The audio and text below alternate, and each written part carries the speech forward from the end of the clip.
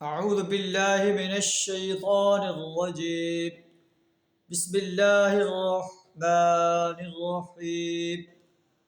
جنات عدن يدخلونها ومن صلح من آبائهم وأزواجهم وذرياتهم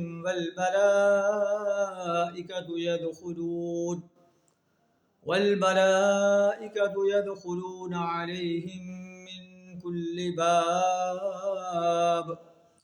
صدق اللہ العظیم.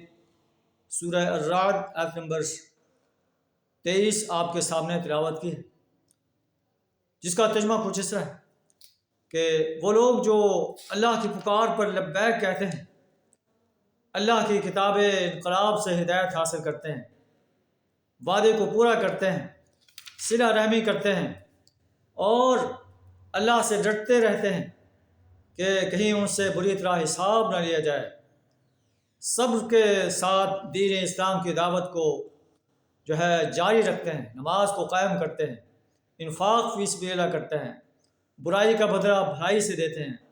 اللہ فرماتا ہے ایسے انسانوں کے لیے ایسے باغات ہوں گے جن میں داخل ہوں گے اور ان باغات کے دامن میں نہریں بہری ہوں گی، اور ان میں ان کے جو صالح آباء و اجداد ہیں، ان کی بیویاں ہیں، ان کی اولاد ہیں، وہ بھی ان کے ساتھ داخل ہوں گے، اور فرشتے ہر دروازے سے داخل ہو کر انہیں کہیں گے سلام علیکم، تم پر سلامتی، بما صبرتم، اس صبر کی بدولت جو تم دنیا کے اندر کرتے رہے، فنعم عقبی الدار، دنیا کا آخرت کا گھر کتنا ہی بہترین تھا.